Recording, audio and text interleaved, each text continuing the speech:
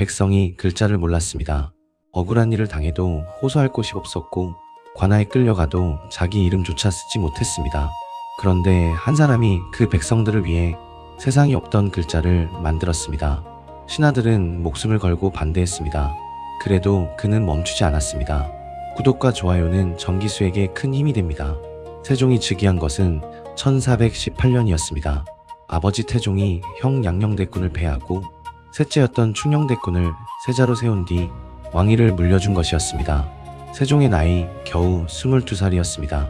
아버지 태종은 양위한 뒤에도 상황으로 남아 세종의 장인 시몬을 제거하고 외척의 씨를 말려 세종이 순수하게 통치할 길을 닦았습니다.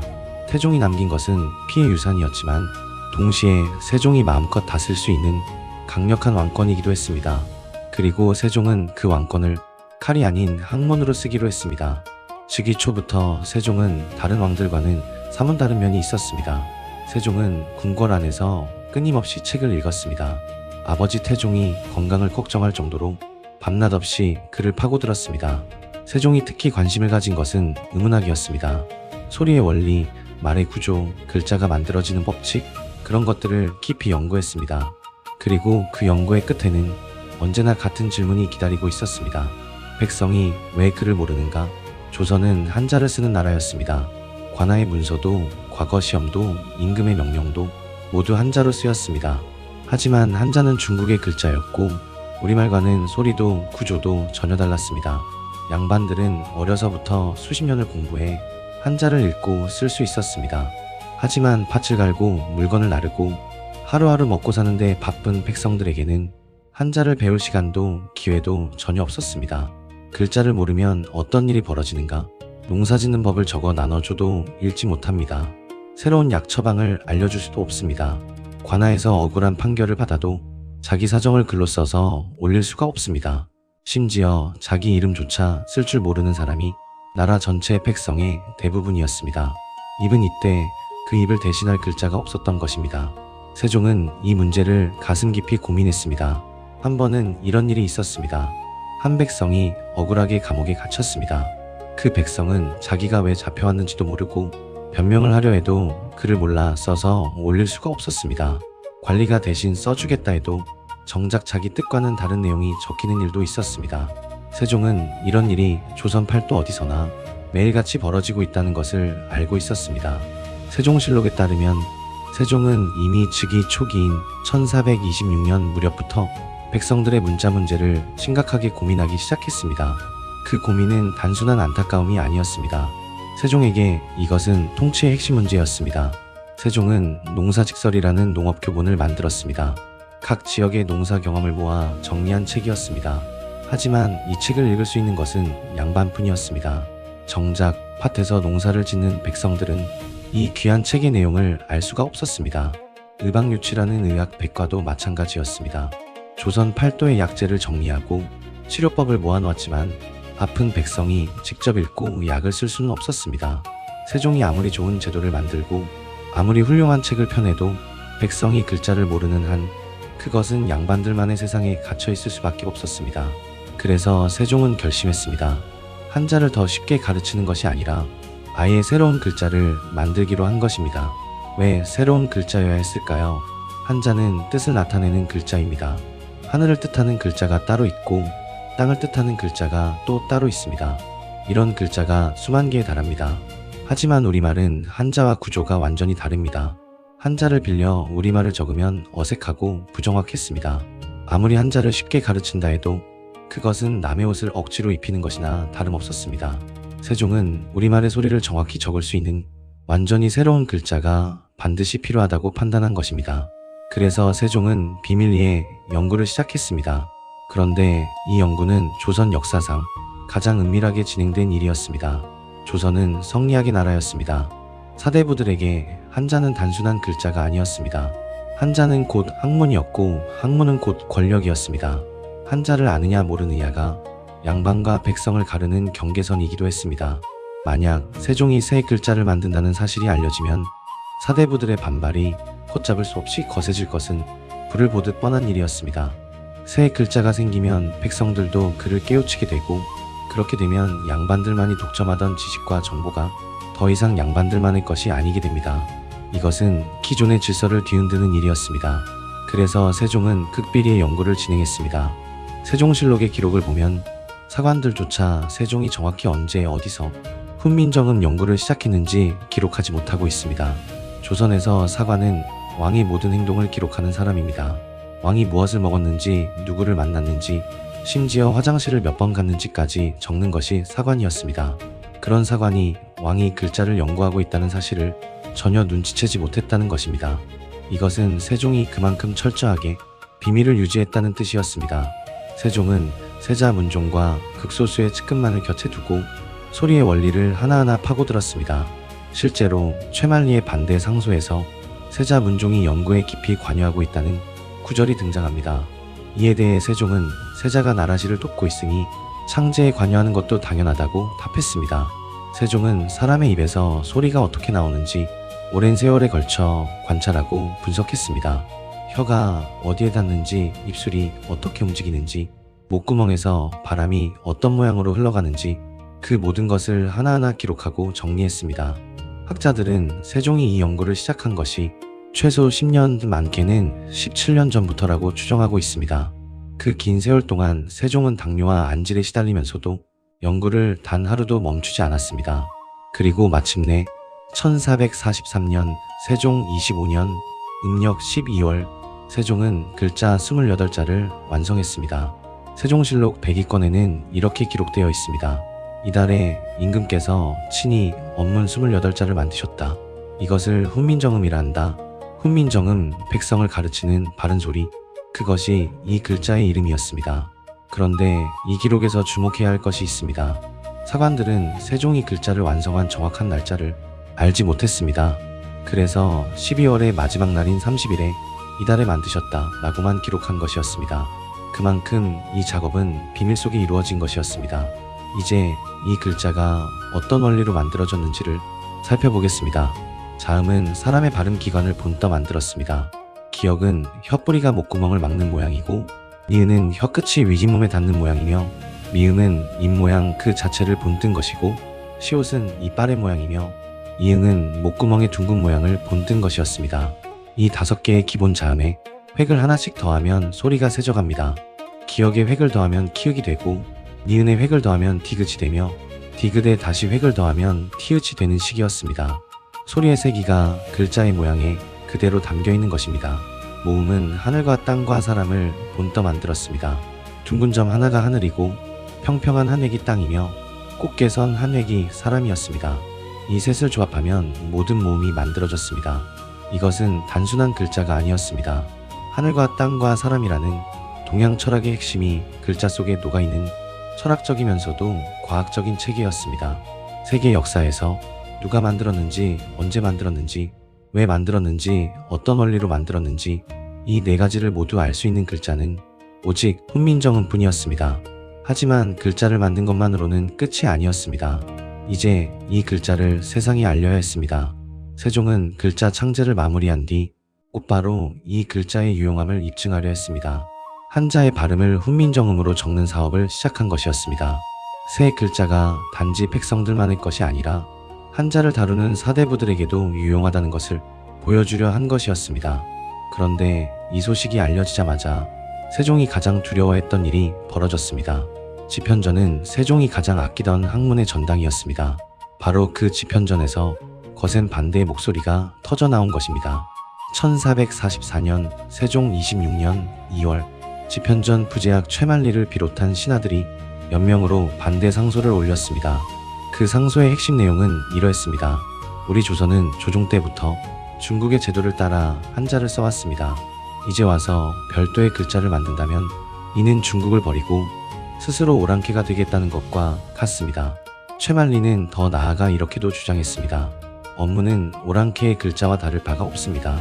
새 글자를 쓰기 시작하면 학문을 하는 사람들이 한자를 등한시할 것이며 나라의 문풍이 무너질 것입니다. 또한 최만리는 이렇게도 말했습니다. 설령 업문이 유용하다 하더라도 이것은 나라를 위한 일이 아니라 풍속을 바꾸는 큰 일이니 반드시 재상들과 의논하고 널리 의견을 모은 뒤에 시행해야 마땅하옵니다. 이 상소에 세종은 격분했습니다. 세종은 최만리를 직접 불러 따졌습니다. 네가 운서를 아니냐? 사성칠음에 자모가 몇이나 있느냐? 최만리가 대답하지 못했습니다. 세종은 다시 물었습니다. 네가 소리의 원리도 모르면서 어찌 함부로 옳고 그름을 논하느냐? 그리고 세종은 이렇게 일갈했습니다. 내가 이 글자를 만든 것은 백성을 편하게 하기 위함이다. 너희가 사대부의 입장에서만 생각하고 백성의 고통은 모른 채 함부로 반대하는 것이야말로 부당한 것이다. 세종은 최만리를 비롯해 상소에 참여한 신하들을 모두 의금부에 하옥시켰습니다. 비록 하루 만에 풀어주기는 했습니다만 세종의 의지가 얼마나 단호한지를 온 조정이 똑똑히 보았습니다. 최만리는 이 일을 계기로 다시는 관직에 나아가지 않았고 이듬해인 1445년에 세상을 떠났습니다. 반대를 물리친 세종은 곧바로 해례본 집필을 명했습니다. 새 글자의 원리와 사용법을 자세히 풀어 설명하는 책을 만들라는 것이었습니다. 이 작업에는 정인지, 최양, 박백년, 신숙주, 성산문, 이계, 이선로, 강희안, 집현전의 8학자가 참여했습니다. 이들 중에는 훗날 조선 역사에 깊은 자취를 남기게 될 이름들이 포함되어 있었습니다. 집현전 학자들은 세종이 만든 글자 하나하나의 원리를 풀어 설명하고 예를 들어 보여주는 방대한 해설서를 집필해 나갔습니다. 초성의 원리가 어떠한지, 중성은 어떻게 만들어지는지, 종성은 어떤 규칙으로 쓰이는지 하나하나 조목조목 꼼꼼하게 풀어냈습니다. 그리고 마침내 1446년 세종 28년 음력 9월 훈민정음 해례본이 완성되었습니다. 창제로부터 꼬박 3년의 세월이 걸린 것이었습니다. 글자를 만드는 것도 어려웠지만 그 글자의 원리를 체계적으로 정리하고 세상에 내놓을 수 있는 형태로 완성하는 데에도 그만큼의 시간이 필요했던 것입니다. 세종실록 113건에는 이렇게 기록되어 있습니다. 이달에 훈민정음이 이루어졌다. 세종이 직접 쓴 서문은 이렇게 시작됩니다. 나란 말이 중국과 달라 문자와 서로 통하지 아니하므로 어리석은 백성이 이르고자 할 바가 있어도 마침내 제 뜻을 펴지 못하는 사람이 많다. 내가 이를 가엾게 여겨 새로 28글자를 만드니 모든 사람들로 하여금 쉬이 익혀 날마다 쓰는데 편하게 하고자 할 따름이다. 이 서문은 역사상 가장 유명한 서문 중 하나가 되었습니다. 왕이 백성을 불쌍히 여겨서 직접 글자를 만들었다는 선언이었습니다. 보통 왕이 무언가를 만든다 함은 신하에게 명하여 대신 만들게 하는 것이 일반적입니다. 궁궐을 짓는 것도 책을 펴내는 것도 왕이 명을 내리면 신하가 실무를 맡는 것이 관례였습니다. 하지만 훈민정음은 달랐습니다. 세종이 친히 직접 만든 글자였습니다. 세종실록은 다른 어떤 업적에도 쓰지 않았던 신제라는 표현을 오직 훈민정음에 대해서만 사용하고 있습니다. 이것은 조선 500년 역사에서 왕이 스스로 만든 유일한 창작물이었습니다. 세계 역사 어디를 뒤져봐도 왕이 자기 백성을 위해 직접 글자를 만든 경우는 찾아볼 수가 없습니다. 해례본 마지막에 실린 정인지의 서문에는 이렇게 적혀 있었습니다. 깨인년 겨울에 우리 전하께서 정음 28자를 창제하시어 간략하게 예를 들어 보이시고 이름을 훈민정음이라 하셨다. 마침내 해석을 상세히 더하여 사람들을 깨우치라고 명하시어 신등이 여러 풀이와 예를 지어 그 줄거리를 펴내는 바이다. 이 기록에서 한 가지 중요한 사실이 드러납니다. 글자를 만든 것은 세종 자신이고 집현전 학자들은 세종이 만든 글자의 원리를 풀어 설명하는 해설서를 쓴 것이었습니다. 훈민정음이 세상에 나온 뒤 세종은 곧바로 이 글자를 보급하는 데 나섰습니다. 먼저 궁궐 안의 하급 관리들인 서리들부터 가르쳤습니다. 실무를 담당하는 사람들이 먼저 글자를 익히도록 한 것입니다. 이어서 조선 건국을 찬양하는 노래인 용비어 청가를 훈민정음으로 적어 펴냈습니다. 이것이 1447년의 일이었습니다. 또한 석가모니의 일대기를 다룬 속보상절과 이를 노래로 지은 월인청강지곡도 만들었습니다. 농서와 의서도 훈민정음으로 번역하기 시작했습니다. 글을 모르던 백성들이 농사짓는 법과 병을 다스리는 법을 비로소 스스로 읽을 수 있게 된 것입니다. 세종은 관리 채용 시험에도 훈민정음 과목을 포함시켰습니다. 새 글자를 아는 것이 관리의 자격이 되도록 한 것입니다. 뿐만 아니라 세종은 업문청이라는 기관을 설치하여 훈민정음을 가르치고 번역 사업을 전담하게 했습니다. 글자를 만드는 것에서 그치지 않고 그 글자가 실제로 쓰이는 세상을 만들기 위해 체계적으로 움직인 것이었습니다. 그리고 세종은 한 가지 더 중요한 일을 했습니다. 백성들이 법과 제도를 알 수 있도록 훈민정음으로 풀어 알리는 작업을 추진한 것이었습니다. 이것이 왜 중요한가 하면 그동안 백성들은 자기가 어떤 죄를 지었는지 어떤 벌을 받게 되는지 알 수가 없었습니다. 법이 한자로만 쓰여 있었기 때문입니다. 하지만 이제 그를 깨우친 백성들은 자기 권리가 무엇인지 어떤 경우에 억울함을 호소할 수 있는지 스스로 알아갈 수 있는 길이 열린 것이었습니다. 이것은 단순한 문자의 보급이 아니었습니다. 지식의 독점을 깨뜨리는 놀라운 변화였습니다. 하지만 사대부들의 저항은 쉽게 사그라지지 않았습니다. 양반들은 훈민정음을 언문이라 불렀습니다. 언문이란 상말을 적는 글자라는 뜻으로 한자에 비해 격이 낮다는 의미를 담고 있었습니다. 공식 문서는 여전히 한자로 쓰였고 양반들 사이에서는 이 글자를 쓰는 것을 부끄러운 일로 여기는 분위기도 있었습니다. 하지만 세종은 그것을 알면서도 개의치 않았습니다. 양반이 아닌 보통 사람들이 자기 마음을 자기 글자로 쓸 수 있게 하는 것, 그를 몰라 억울한 일을 당하는 백성이 더 이상 없도록 만드는 것, 그것이 처음부터 세종이 원했던 것이었습니다. 세종은 글자를 세상에 내놓은 뒤에도 연구를 멈추지 않았습니다. 한자의 바른 발음을 정리한 동국정원을 편찬했고 중국 운서의 발음을 훈민정음으로 표기하는 사업도 추진했습니다. 또한 삼강행실도를 훈민정음으로 번역하여 충신과 효자와 연료의 이야기를 백성들이 직접 읽을 수 있게 했습니다. 세종은 글자를 만든 것에 그치지 않고 그 글자로 백성의 삶 곳곳에 지식을 심어 넣으려 한 것이었습니다. 세종에게 훈민정음은 단순한 백성의 글자가 아니었습니다. 소리의 원리를 담은 완벽한 학문의 체계였고 조선의 말을 정확하게 기록할 수 있는 유일한 도구였습니다.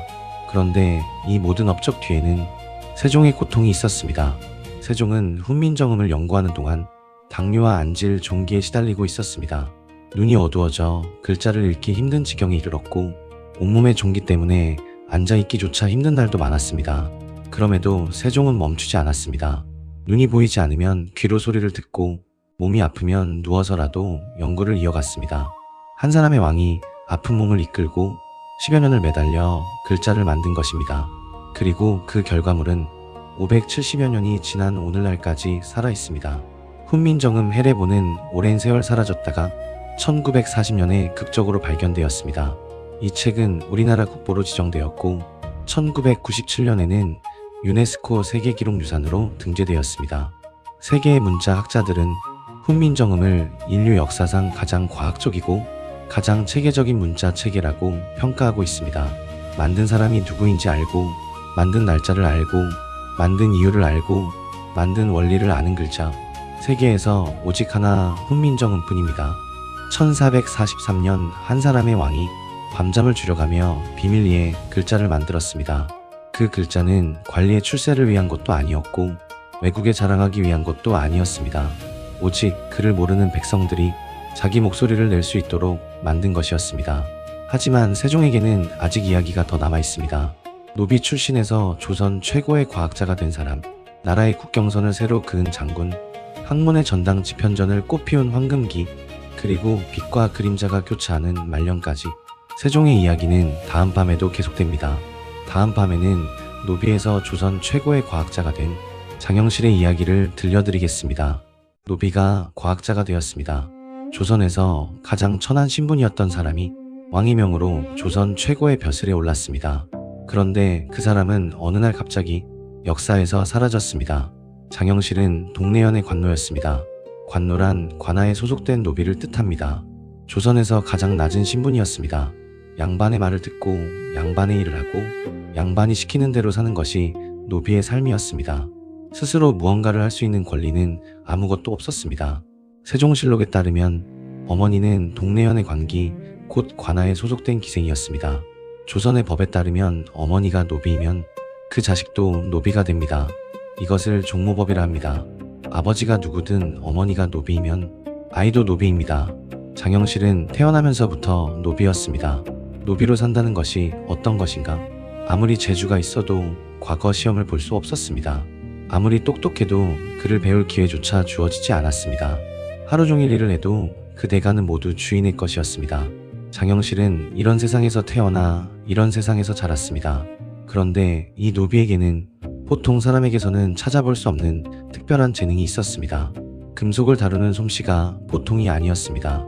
쇠를 녹이고 두드리고 다듬어서 새로운 물건을 만들어내는 기술이 동래현 안에서 소문이 날 정도였습니다.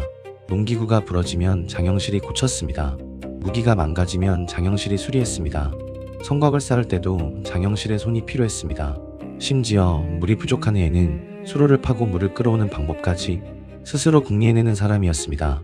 보통 장인이라면 시키는 대로만 했을 것입니다. 하지만 장영실은 달랐습니다. 물건을 고치면서 더 나은 방법을 궁리했고 기존의 것을 그대로 따르지 않고 스스로 새로운 구조를 생각해내는 사람이었습니다. 이 소문은 결국 한양까지 올라갔습니다. 그런데 처음으로 장영실의 재능을 알아본 사람은 세종이 아니라 세종의 아버지 태종이었습니다. 세종실록에는 세종이 이렇게 말한 기록이 남아있습니다. 장영실의 공교한 솜씨는 보통 사람보다 뛰어나므로 태종께서 보호하셨고 나 역시 그를 아낀다. 태종이 먼저 발탁하고 세종이 이어받은 것이었습니다. 세종은 즉위한 뒤 장영실의 재능을 본격적으로 활용하기로 했습니다. 그리고 첫 번째 결정이 파격 중의 파격이었습니다. 1421년 세종 3년 세종은 장영실을 남양부사 윤사홍, 부평부사 최천구와 함께 중국에 파견했습니다. 목적은 중국의 천문 관측 기구를 배워오는 것이었습니다. 여기서 놀라운 점이 있습니다. 윤사홍과 최천구는 부사, 곧 고을의 수령이었습니다. 양반 중에서도 높은 관직의 사람들이었습니다. 그런데 장영실은 관노였습니다. 양반 수령 두 사람과 관노 한 사람을 함께 묶어 외국에 유학을 보낸 것이었습니다. 이것은 조선에서 전례가 없는 일이었습니다.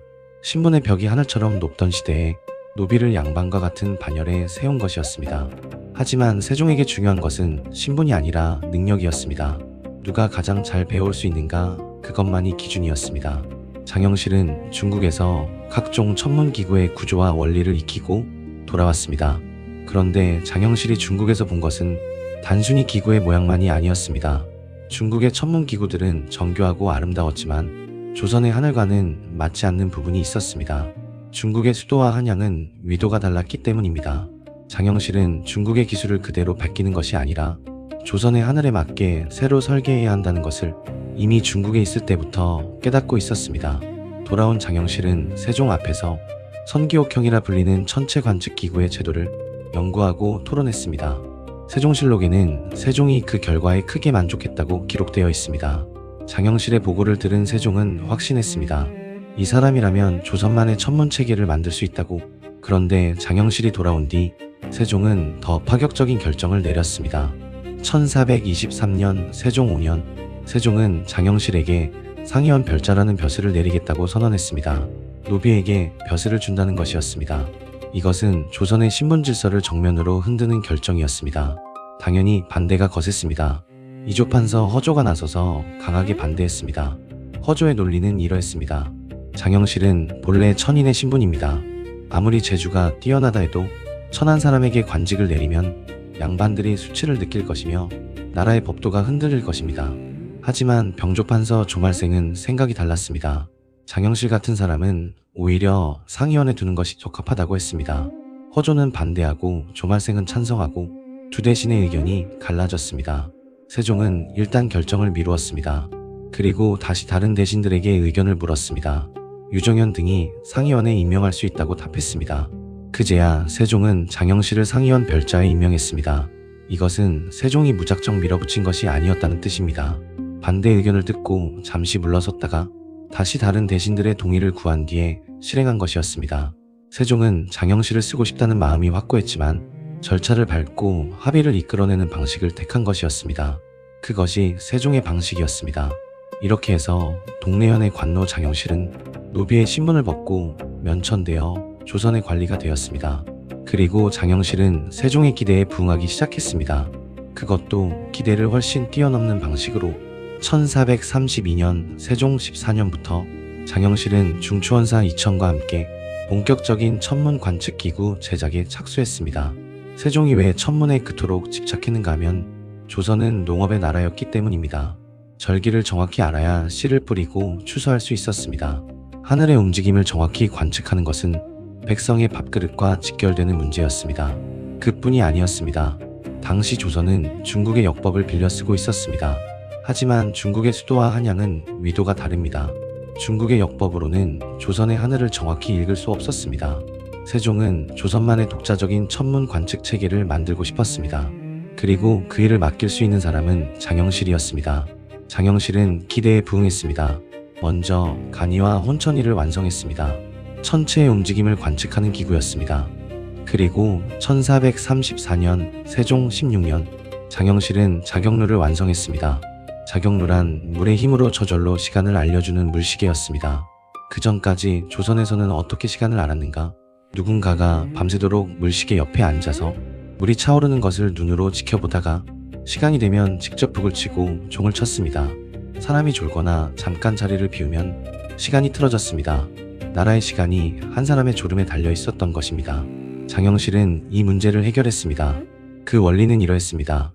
물이 항아리에서 조금씩 흘러내려 아래쪽 동해에 서서히 차오릅니다. 물이 일정한 높이에 도달하면 그 힘으로 쇠구슬이 굴러갑니다. 쇠구슬이 장치를 건드리면 나무 인형이 움직이며 종과 북가징을 저절로 치는 것이었습니다. 사람이 밤새 지켜보고 있지 않아도 정해진 시각이 되면 스스로 소리를 내서 온 궁궐에 시간을 알려주는 시계였습니다. 이것은 조선의 국가표준 시계가 되었습니다. 경복궁 경회로 남쪽에 보루각이라는 건물을 새로 짓고 그 안에 자경루를 설치하여 조선의 공식 시간을 이 시계로 정했습니다. 이 공로로 장영실은 호군으로 승진했습니다. 관노 출신이 무관직책까지 오른 것이었습니다. 하지만 장영실의 발명은 여기서 멈추지 않았습니다. 1437년 세종 19년 장영실은 앙부일구를 완성했습니다. 앙부일구란 해시계였습니다. 소출로 번놓은 듯한 오목한 그릇 모양에 가운데 바늘을 세우면 해가 움직임에 따라 그림자의 위치가 바뀌고 그 그림자로 시간과 절기를 모두 알 수 있었습니다. 그런데 이 해시계에는 한 가지 특별한 점이 있었습니다. 시간을 나타내는 눈금 옆에 12동물 그림을 새겨 넣은 것이었습니다. 쥐, 소, 호랑이, 토끼, 용, 뱀, 말, 양, 원숭이, 닭, 개, 돼지, 글자를 모르는 백성도 그림만 보면 시간을 알 수 있도록 한 것이었습니다. 이것은 조선 최초의 공중시계였습니다. 청계천의 해정교와 종묘 앞에 설치되어 지나가는 백성 누구나 시간을 확인할 수 있었습니다. 양반만 시간을 알던 시대에 백성도 시간을 알 수 있게 된 것이었습니다. 이것은 단순한 시계가 아니었습니다. 생각해 보십시오. 시간을 안다는 것은 자기 하루를 계획할 수 있다는 뜻입니다. 언제 밭에 나가고 언제 장에 가고 언제 관아에 가야 하는지 스스로 정할 수 있다는 뜻입니다. 시간을 모르면 누군가에게 물어야 합니다. 시간을 알면 스스로 움직일 수 있습니다. 앙부일구는 백성에게 시간을 준 것이 아니라 백성에게 자기 삶을 스스로 다스릴 수 있는 힘을 준 것이었습니다. 훈민정음이 백성에게 글자를 준 것이라면 앙부일구는 백성에게 시간을 준 것이었습니다. 세종의 마음은 언제나 같은 곳을 향하고 있었습니다. 백성이었습니다. 그리고 그 마음을 실제로 만들어낸 손이 장영실의 손이었습니다. 같은 해 장영실은 현주일구, 천평일구, 정남일구도 만들었습니다. 그리고 일성정시도 완성했습니다. 이것은 해와 별의 위치를 이용해 낮에도 밤에도 시간을 알 수 있는 기구였습니다. 1438년 세종 20년에는 옥루를 완성했습니다. 옥루란 물시계의 천체의 움직임을 결합한 정교한 장치였습니다. 해가 뜨고 지는 것을 모형으로 보여주고 시간에 따라 인형이 저절로 움직이며 종과 북을 치는 자동장치까지 갖추고 있었습니다. 경복궁 천추전 서쪽에 흠경각이라는 건물을 새로 짓고 그 안에 옥루를 설치했습니다. 세종은 이 옥루를 보고 크게 기뻐했다고 실록은 기록하고 있습니다. 이 공로로 장영실은 종산품 대호군까지 올랐습니다. 동래연의 관노가 종산품이 된 것입니다. 이것은 오늘날로 치면 지방의 수령이나 중앙관청의 고위직에 해당하는 직위였습니다. 조선 역사상 노비 출신으로 이 정도의 관직에 오른 사람은 장영실 외에는 거의 찾아볼 수 없습니다. 1441년 세종 23년에는 치구기가 제작되었습니다. 그동안 조선에서는 비가 온 뒤 땅을 파서 빗물이 스며든 깊이를 재는 방법을 썼습니다. 하지만 흙의 종류에 따라 스며드는 정도가 달라 정확한 측정이 불가능했습니다. 세자문종이 이 문제를 고민하다가 구리로 만든 원통형 그릇에 빗물을 직접 받아 그 깊이를 재는 방법을 고안했습니다. 장영실은 이 아이디어를 바탕으로 실제 치구기를 설계하고 제작했습니다. 치구기는 서운관에 설치된 것은 물론 전국 각 고을에도 보내져 조선 8도의 강수량을 체계적으로 측정하기 시작했습니다. 이것은 서양에서 우량기가 만들어진 것보다 약 200년이나 앞선 것이었습니다. 잠깐 여기서 정리해 보겠습니다. 장영실이 만든 것들을 하나씩 되짚어보면 놀라운 사실이 드러납니다. 간이와 혼천이로 별의 위치를 관측했습니다. 자경루로 사람의 손을 빌리지 않고 시간을 알렸습니다. 앙부일구로 그를 모르는 백성에게도 시간을 보여주었습니다. 일성정시로 밤에도 시간을 측정할 수 있게 했습니다. 옥루로 천체의 움직임까지 자동으로 재현했습니다. 치구기로 하늘에서 내리는 비의 양을 정확히 잴 수 있게 했습니다. 하늘의 별부터 땅에 내리는 비까지, 보이지 않는 시간부터 보이는 날씨까지 장영실은 자연을 측정하고 기록하는 체계를 한 사람의 손으로 만들어낸 것이었습니다. 이것은 단순한 발명이 아니었습니다. 조선이 자연을 과학적으로 이해하겠다는 국가적 선언이었습니다. 그런데 이 모든 업적을 쌓은 장영실에게 갑자기 생각지도 못한 일이 벌어졌습니다. 1442년 세종 24년 3월 16일 세종이 온천으로 행차를 나서는 길이었습니다. 세종은 당뇨와 안질, 종기 등 여러 질병에 시달리고 있었고 온천에서 몸을 치료하기 위해 이천 행궁으로 향하고 있었습니다. 행렬은 길었습니다. 왕이 안열을 중심으로 호위 군사들이 앞뒤를 지키고 신하들이 줄지어 따랐습니다. 이 안열은 보통 가마와는 달랐습니다. 장영실이 설계한 것으로 가마꾼이 어깨에 메고 가는 것이 아니라 바퀴가 달려 안에서 조종할 수 있도록 만든 새로운 형태의 가마였습니다. 가마꾼들의 고통을 줄이기 위한 장영실의 새로운 시도였습니다. 그런데 행차 도중 이 안여가 갑자기 부러졌습니다. 쾅 하는 소리와 함께 안여의 축이 꺾이고 왕이 탄 가마가 한쪽으로 기울었습니다. 순간 행렬 전체가 멈추었습니다. 호위 군사들이 달려들었고 신하들은 바닥에 엎드려 죽여주시옵소서를 외쳤습니다. 다행히 세종은 크게 다치지 않았습니다. 하지만 이 사고의 파장은 엄청났습니다. 안열한 임금이 타는 가마였습니다. 그런데 이 안열을 감독하여 제작한 사람이 바로 장영실이었습니다. 임금이 타는 가마가 부러졌다는 것은 단순한 사고가 아니었습니다. 만약 가마가 부러지면서 세종이 다쳤다면 이것은 곧 역모에 준하는 죄가 될 수도 있었습니다. 사원부에서는 이것을 대불경, 곧 임금에 대한 크나큰 불경으로 보았습니다. 불경보다 더 큰 죄는 없다며 엄한 처벌을 요구했습니다. 장영실은 의금부에 끌려가 국문을 받았습니다. 세종실록에는 의금부가 세종에게 올린 보고가 남아 있습니다. 대옥은 장영실이 안열을 감독하여 제조함에 삼가 경고하게 만들지 아니하여 부러지고 부서지게 하였으니 형률에 의거하면 곤장팩대를 쳐야 될 것입니다. 곤장팩대, 이것은 사람에 따라 목숨을 잃을 수도 있는 형벌이었습니다. 세종은 장영실의 그간 공로를 생각하여 이등을 감형하라고 지시했습니다. 결국 장영실은 곤장 80대를 맞고 파직되었습니다. 곤장 80대를 맞는 장영실의 모습을 세종은 어떤 마음으로 지켜보았을까요?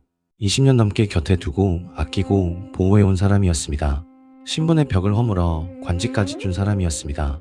조선의 하늘과 시간을 함께 만들어 온 사람이었습니다. 그런데 세종은 장영실을 끝까지 구하지 못했습니다. 아니, 구하지 않았는지도 모릅니다. 그리고 그 뒤로 장영실은 조선왕조실록 어디에서도 다시 등장하지 않습니다. 언제 죽었는지도 어디서 죽었는지도 가족이 어떻게 되었는지도 기록이 없습니다. 다만 성종 때 편찬된 동국 여지승남에는 장영실은 아산의 명신이다 라는 기록 한 줄이 남아 있습니다. 이 한 줄을 근거로 장영실이 아산에서 여생을 마쳤을 것이라는 추측이 있을 뿐입니다. 한편 실록의 졸기 곧 사망기사는 코관 대작 정도는 되어야 기록해주는 것이 관례였습니다. 기술직 관료였던 장영실에게 졸기가 없는 것은 어쩌면 당연한 일이었을 수도 있습니다. 그럼에도 조선 최고의 과학자가 가마 하나가 부러지는 사고 이후 역사에서 사라졌다는 것은 많은 사람들의 궁금증을 자아내고 있습니다. 세종이 그토록 아끼던 장영실을 왜 구하지 않았을까요? 이등을 감형해준 것을 보면 세종이 장영실을 버리려 한 것은 아닌 듯합니다. 하지만 완전히 구해주지도 않았습니다. 일부 학자들은 이것이 단순한 사고가 아니었을 것이라고 추측합니다. 당시 명나라에서는 조선이 독자적으로 천문 관측 기구를 만드는 것을 좋지 않게 보고 있었습니다. 천문 관측은 황제만이 할 수 있는 일이라는 것이 중국의 전통적인 관념이었기 때문입니다. 명에서 천문 기구의 제작자를 압송하라는 압력이 있었고 세종이 장영실을 파직시켜 기록에서 지워버림으로써 오히려 장영실의 목숨을 지키려 했다는 해석도 있습니다. 하지만 이것은 추측일 뿐입니다. 실록에는 안여가 부러졌다는 사실과 곤장 80대를 맞고 파직되었다는 사실만 기록되어 있을 뿐입니다. 확실한 것은 아무도 모른다는 것뿐입니다. 조선왕조실록은 472년의 역사를 4964만 자에 걸쳐 기록한 책입니다. 왕의 식사부터 신하들의 대화까지 세세하게 기록한 책입니다. 그런 실록에서 장영실의 이름이 완전히 사라졌습니다. 마치 처음부터 없었던 사람처럼. 이것이 단순한 파직 때문일까요? 아니면 누군가의 의도였을까요? 500년이 넘도록 이 질문에 대한 답은 나오지 않고 있습니다. 그러나 분명한 것이 하나 있습니다. 장영실이 남긴 것입니다. 자경루, 앙부일구, 간해, 혼천해, 일성정시해, 옥루, 츠국이, 수표, 이 발명품들은 조선이 15세기 세계에서 가장 앞선 과학기술을 가진 나라 중 하나였다는 것을 증명합니다. 그리고 이 모든 것을 만든 사람은 양반이 아니라 동래현의 관노 출신이었습니다. 세종이 신분이 아닌 능력을 보았기에 가능한 일이었습니다. 장영실은 세종이 없었다면 평생 동래현에서 노비로 살다가 이름 없이 죽었을 것입니다. 세종은 장영실이 없었다면 조선의 하늘을 독자적으로 읽을 수 없었을 것입니다. 두 사람이 만났기에 조선의 과학이 꽃피운 것입니다. 그리고 두 사람이 헤어진 뒤 장영실의 이름은 역사에서 사라졌지만 그가 만든 것들은 500년이 넘도록 남아 있습니다. 자경루는 대한민국 국보 제229호로 지정되어 오늘날까지 보존되고 있습니다. 만원짜리 지폐의 뒷면에는 혼천이와 천상열차분 야지도가 그려져 있습니다. 세종시대에 꽃피운 과학의 흔적이 우리가 매일 쓰는 돈에까지 남아있는 것입니다. 장영실은 어디에서 왔는가를 묻지 않고 무엇을 할 수 있는가를 본 세종의 눈이 만들어낸 사람이었습니다. 그리고 그 사람은 가마 하나가 부러지는 바람에 역사에서 사라졌습니다. 누군가는 이것을 조선 최대의 비극이라 부릅니다. 조선이 스스로 가장 뛰어난 과학자를 잃어버린 날이라고. 세종에게는 아직 이야기가 더 남아있습니다. 나라의 국경선을 새로 그은 장군, 학문의 전당 지편전을 꽃피운 황금기, 그리고 빛과 그림자가 교차하는 말년까지 세종의 이야기는 다음 밤에도 계속됩니다. 다음 밤에는 세종이 나라의 국경선을 새로 그은 이야기, 김종서와 사군 육진을 들려드리겠습니다. 조선의 국경선을 새로 그은 사람이 있습니다. 그 사람은 장군이 아니라 문관이었습니다. 붓을 들던 사람이 칼을 잡았습니다. 그리고 10년을 북쪽 끝에서 버텼습니다.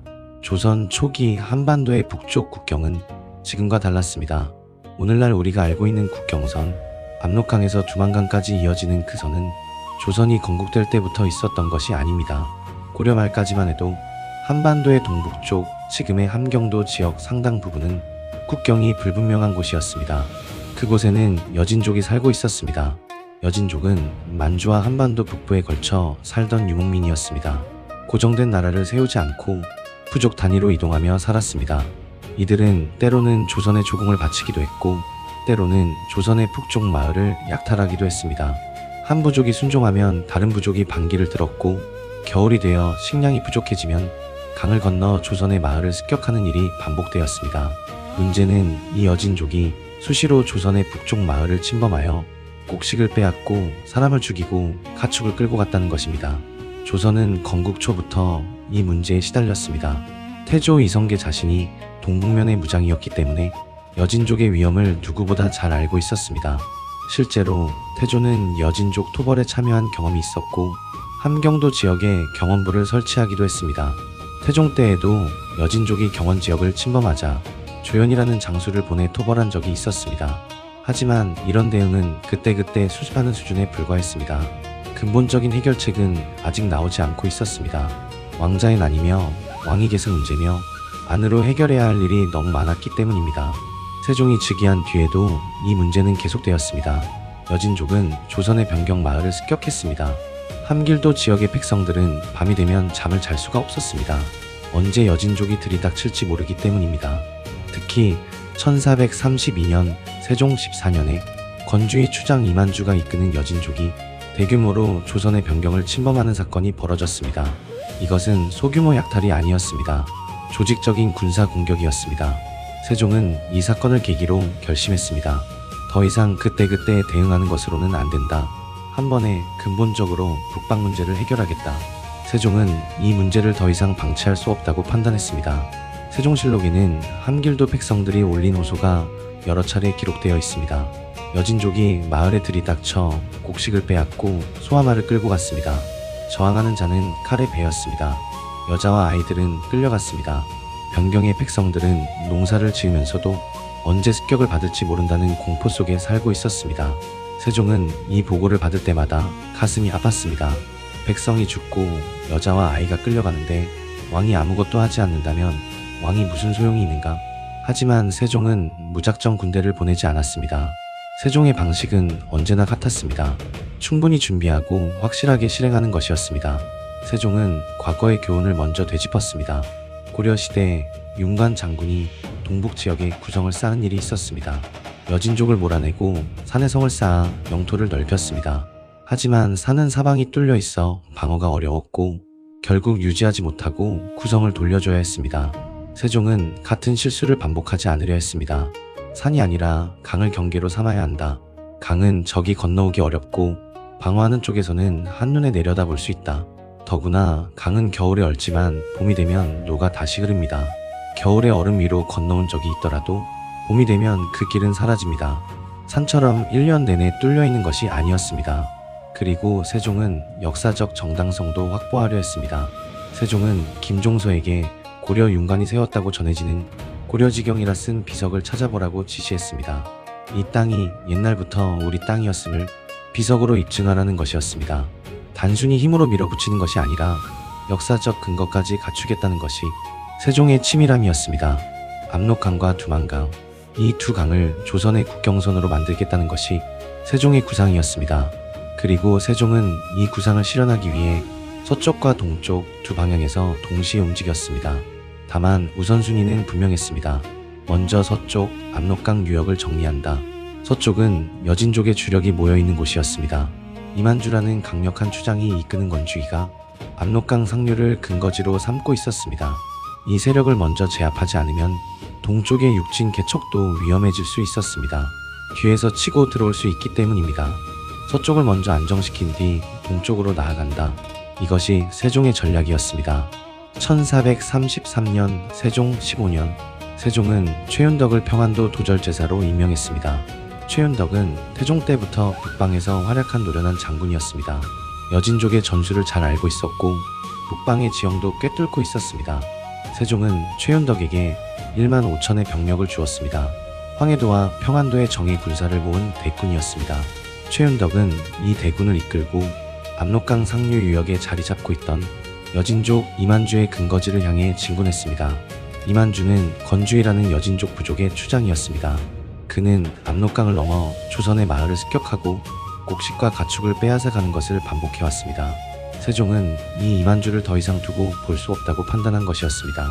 최윤덕의 부대는 파저강에서 여진족과 맞붙었습니다. 파저강 전투는 치열했습니다. 하지만 조선군의 조직적인 공격 앞에 여진족은 버티지 못하고 압록강 너머로 밀려났습니다. 최윤덕은 이 승리를 발판으로 압록강 상류 지역에 조선의 군현을 설치했습니다. 여연, 자성, 무창, 우회, 이것이 사군입니다. 사군의 설치는 단순한 군사 점령이 아니었습니다. 관할을 세우고 관리를 파견하고 행정체계를 갖추어 이곳이 여진족의 땅이 아니라 조선의 정식 행정구역임을 선언한 것이었습니다. 압록강 상류 전체가 조선의 영토로 편입되었습니다. 서쪽은 이렇게 정리되었습니다. 그런데 문제는 동쪽이었습니다. 지금의 함경도 지역 두만강 유역은 상황이 훨씬 더 복잡했습니다. 이 지역에는 여전히 수많은 여진족이 살고 있었고 조선의 영토와 여진족의 영토가 뒤섞여 있었습니다. 어디까지가 조선이고 어디부터가 여진인지 경계가 분명하지 않았습니다. 이 복잡한 동쪽 문제를 해결할 사람으로 세종이 선택한 것이 바로 김종서였습니다. 그런데 김종서는 무관이 아니었습니다. 김종서는 과거에 급제한 문관이었습니다. 젊은 시절에는 사관원과 사원부에서 일했고 강직한 언론 활동으로 이름을 알린 사람이었습니다.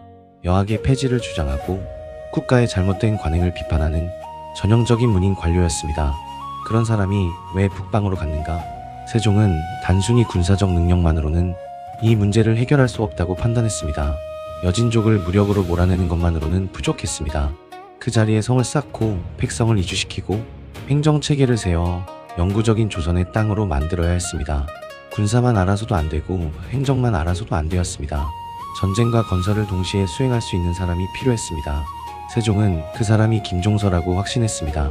김종서에게는 문관 특유의 치밀함과 무관 못지않은 결단력이 함께 있었기 때문입니다. 1433년 세종 15년 12월 세종은 김종서를 함길도 관찰사로 임명했습니다. 이것은 김종서의 인생을 바꾼 결정이었습니다.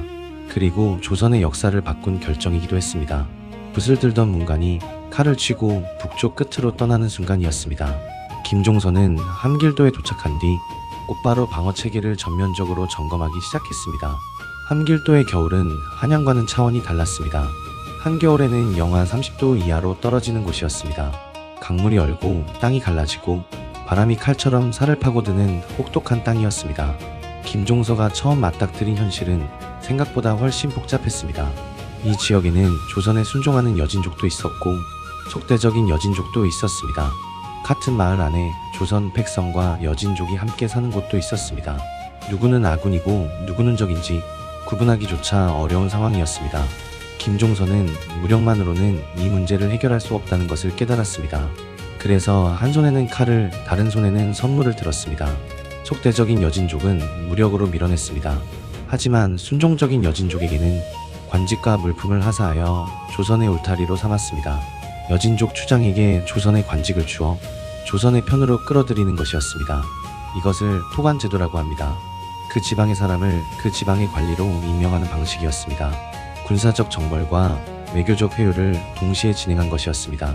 그런 곳에서 김종서는 10년을 버텼습니다. 그는 직접 변경 지역을 돌아보며 어디에 성을 쌓을 것인지 어디에 군사를 배치할 것인지 하나하나 현장에서 판단했습니다. 한양에 앉아서 지도만 보고 결정한 것이 아니었습니다. 직접 두 발로 걸으며 눈으로 확인하고 결정한 것이었습니다. 그의 전략은 분명했습니다. 두만강을 경계로 삼아 강 남쪽에 군사 거점을 하나씩 세워나가는 것이었습니다. 이것은 단순히 성을 쌓는 일이 아니었습니다. 먼저 여진족이 점거하고 있는 땅을 되찾아야 했습니다. 여진족과 협상을 하기도 했고 때로는 무력으로 몰아내야 하기도 했습니다. 그 다음 성을 쌓아야 했습니다. 돌과 흙을 날라 성벽을 올리고 그 안에 관할을 짓고 군사를 배치했습니다. 이 모든 과정이 여진족의 위협 속에서 이루어졌습니다. 성을 쌓는 동안에도 여진족이 습격해오는 일이 있었습니다. 한 손에 흙을 들고 한 손에 칼을 쥔 채 성을 올려야 하는 상황이었습니다. 김종서는 이 어려운 과정을 하나씩 밀고 나갔습니다. 먼저 회령을 세웠습니다. 그 다음 종성, 이어서 온성, 경원, 경흥. 1437년 세종 19년에는 김종서가 그때까지의 북방 개척 성과를 정리하여 세종에게 보고를 올렸습니다. 김종서는 이렇게 적었습니다. 일을 빨리 진행하려 하기보다 천천히 그리고 확실하게 진행해야 합니다. 세종은 이 보고에 깊이 공감했습니다. 급하게 서두르면 윤관의 구성처럼 무너질 수 있다는 것을 세종도 김종서도 알고 있었습니다. 김종서는 1441년 세종 23년에 형조판서에 임명되면서 약 10년간의 함길도 근무를 마치고 한양으로 돌아왔습니다. 하지만 육진 개척은 김종서가 떠난 뒤에도 계속되었습니다. 마지막으로 1449년 세종 31년에 부령이 설치되었습니다. 이것이 육진입니다. 회령, 종성, 온성, 경원, 경흥, 부령 두만강을 따라 6개의 군사 거점을 만들어 동북방의 방어선을 완성한 것이었습니다. 하지만 이 길은 결코 순탄하지 않았습니다. 김종서가 함길도에서 보낸 세월은 고독한 싸움이었습니다. 겨울이면 두만강이 얼었습니다. 강이 얼면 여진족이 얼음 위를 걸어서 넘어왔습니다. 성을 쌓고 있는 중에도 습격이 일어났습니다. 김종서는 하루도 긴장을 풀 수 없었습니다. 그뿐이 아니었습니다. 한양의 조정에서는 북방 개척에 반대하는 목소리가 적지 않았습니다. 멀고 추운 땅에 왜 그렇게 많은 돈과 군사를 쏟아붓느냐? 여진족은 어차피 떠돌이인데 굳이 저 먼 곳까지 나갈 필요가 있느냐? 차라리 그 돈으로 한양의 성벽을 더 높이 쌓는 것이 낫지 않느냐? 이런 반대가 끊이지 않았습니다. 어떤 신하들은 사군 육진을 포기하고 군사를 철수시키자고까지 주장했습니다. 먼 변경의 일보다 눈앞의 조정 정치가 더 중요하다고 생각한 것이었습니다. 심지어 박홍문이라는 사람이 김종서가 여진족을 너무 거칠게 다루어 오히려 관계를 악화시키고 있다고 참소하기까지 했습니다. 박홍문은 최윤덕이 청거한 적이 있는 인물이었기에 그의 말은 조정에서 상당한 반향을 일으켰습니다. 김종서는 파직 직전까지 몰렸습니다. 그런데 세종은 성급하게 결론을 내리지 않았습니다. 먼저 사실을 조사했습니다.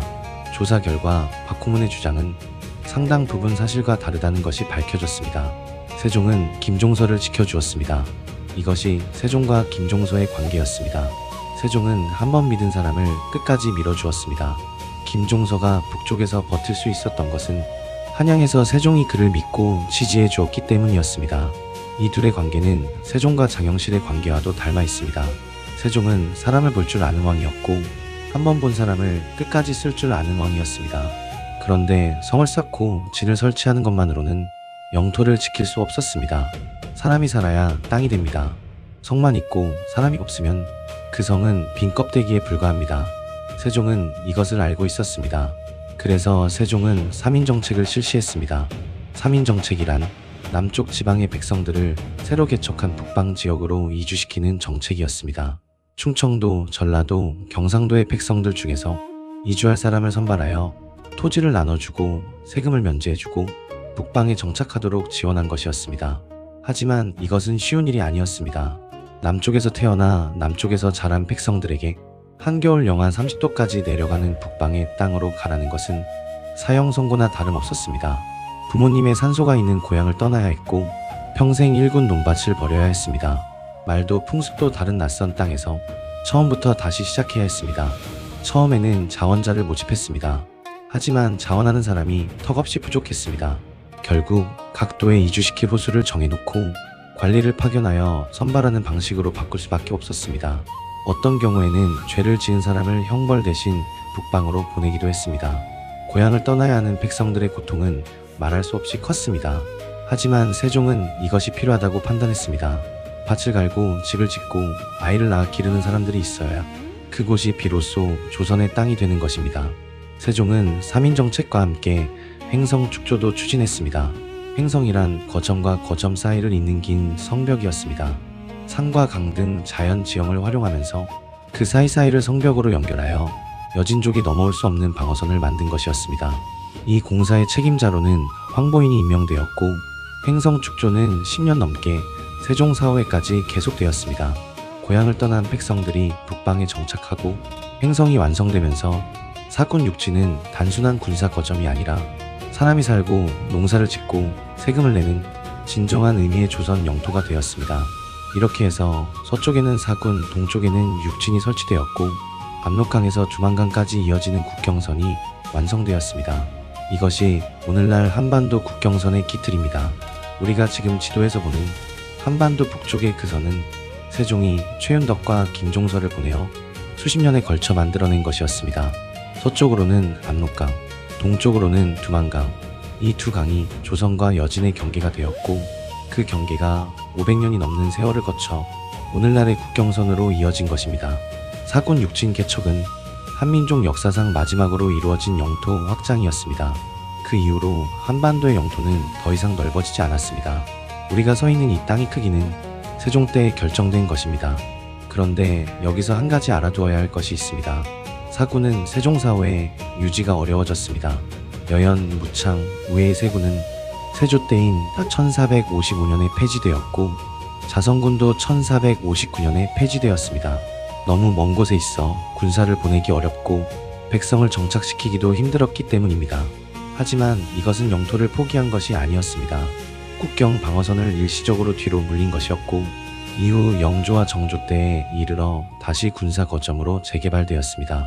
반면 육지는 한 번도 포기되지 않았습니다. 세종의 구상대로 세워진 6개의 진은 조선 500년 내내 동북방의 방어선으로 유지되었습니다. 세종이 두만강을 경계로 삼은 것이 그만큼 현명한 판단이었다는 뜻입니다. 이것은 세종 한 사람의 업적이 아닙니다. 압록강 유역에서 여진족을 몰아낸 최윤덕 장군, 그는 1만 5천의 군사를 이끌고 파저강을 건너 조선의 서부 국경을 확정한 사람이었습니다. 두만강 유역에서 10년을 버틴 김종서, 그는 문간의 몸으로 북방의 혹한을 견디며 6개의 진을 세워 동북 국경을 완성한 사람이었습니다. 그리고 고향을 떠나 북쪽 끝에 정착한 이름 없는 백성들, 그들은 자기가 선택한 것이 아니었습니다. 나라의 명으로 가고 싶지 않은 땅에 가서 살고 싶지 않은 곳에서 살아야 했습니다.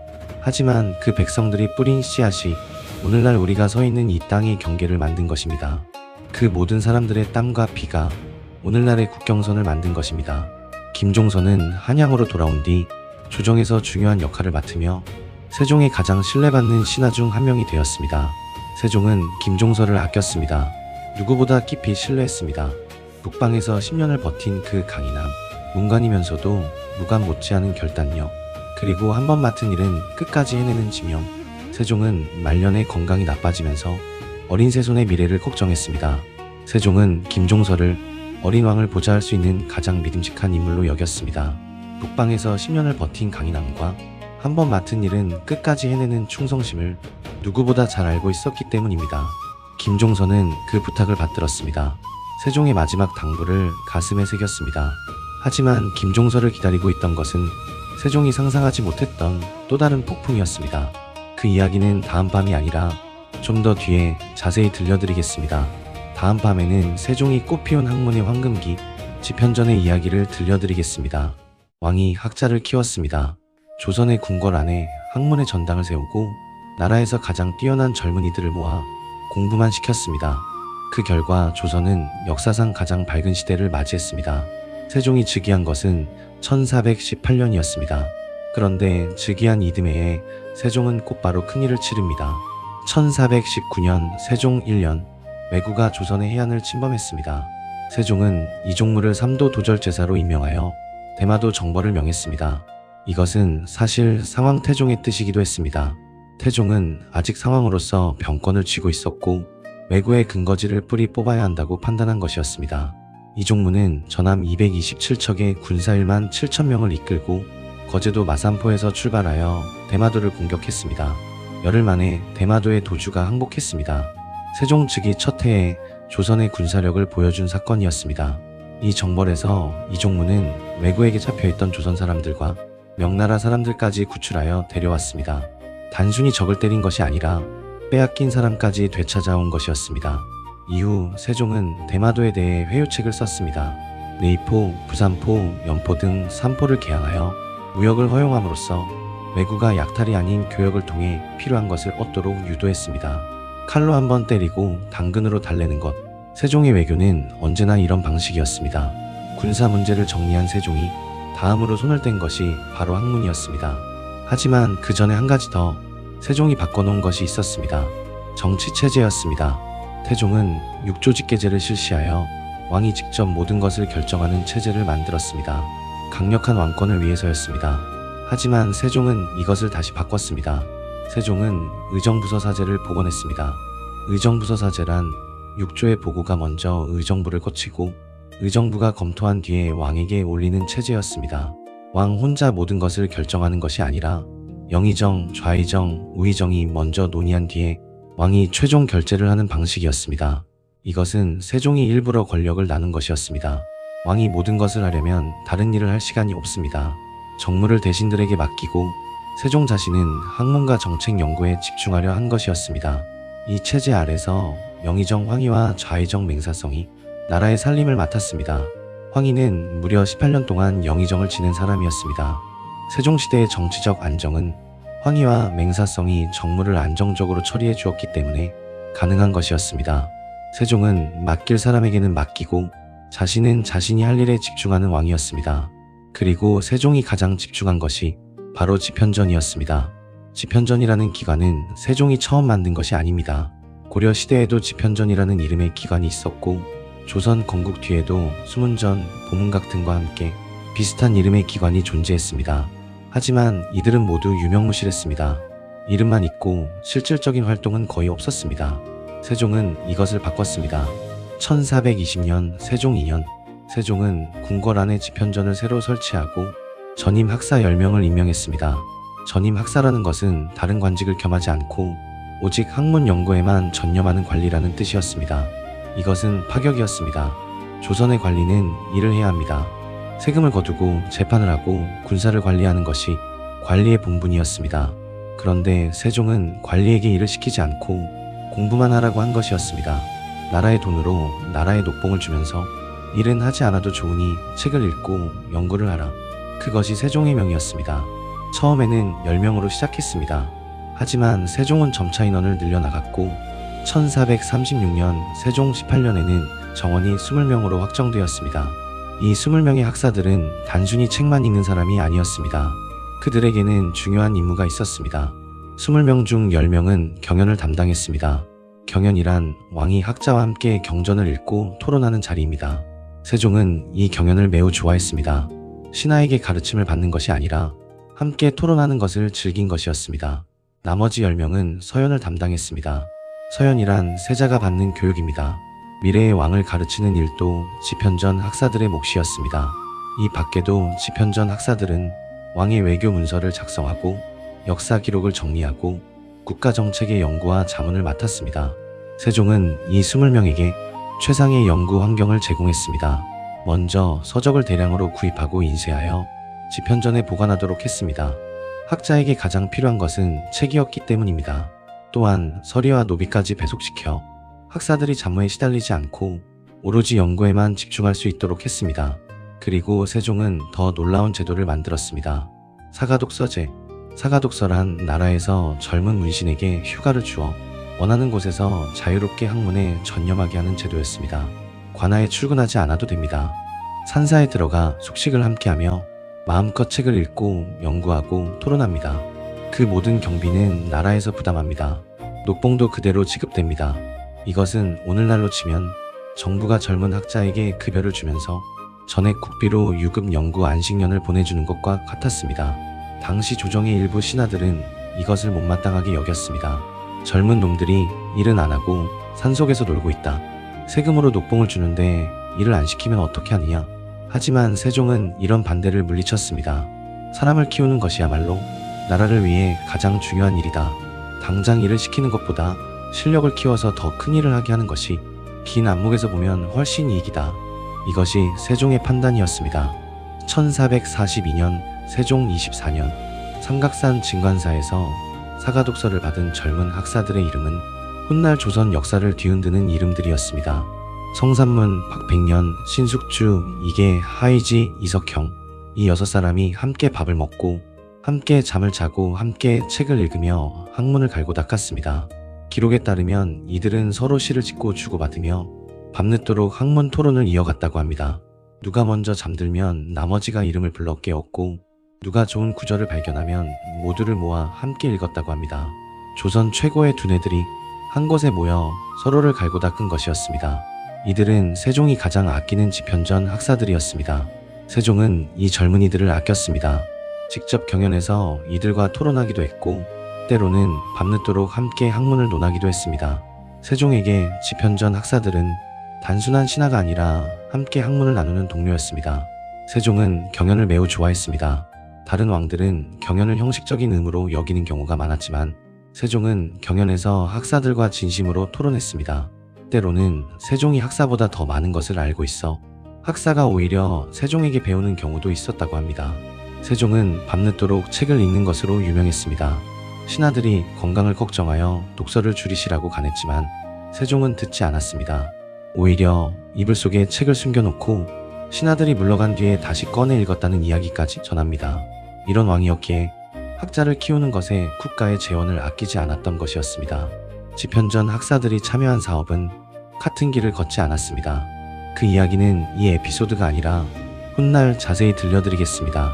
오늘은 이 사람들이 무엇을 만들어내는지를 이야기하겠습니다. 집현전 학사들이 참여한 사업은 단순히 한두 가지가 아니었습니다. 유학, 역사, 의문학, 의학, 군사학, 음악, 천문, 지리, 농업, 학문의 거의 모든 분야에 집현전의 손이 닿았습니다. 먼저 농업 분야를 보겠습니다. 세종은 즉위 초기부터 농업에 깊은 관심을 가지고 있었습니다. 조선은 농업의 나라였습니다. 백성의 열의 8은 농사를 지어 먹고 사는 사람들이었습니다. 농사가 잘 되면 나라가 안정되고 농사가 망하면 백성이 굶주리고 나라가 흔들렸습니다. 그런데 그때까지 조선에서 쓰던 농업 지침서는 대부분 중국에서 들여온 것이었습니다. 중국과 조선은 기후도 다르고 토양도 다릅니다. 중국의 방법을 그대로 따르면 조선에서는 맞지 않는 경우가 많았습니다. 세종은 정초라는 학자에게 명하여 조선의 농업 실정에 맞는 농업 지침서를 편찬하게 했습니다. 이것이 농사직설입니다. 농사직설은 중국의 농서를 그대로 베낀 것이 아니었습니다. 조선 각지의 노농, 곧 경험 많은 농부들에게 실제의 농사짓는 방법을 직접 물어서 정리한 책이었습니다. 언제 씨를 뿌리고 언제 물을 대고 언제 거름을 주는지 각 지방의 기후와 토양에 따라 어떤 작물이 잘 자라는지 이론이 아니라 현장의 경험을 정리한 실용서였습니다.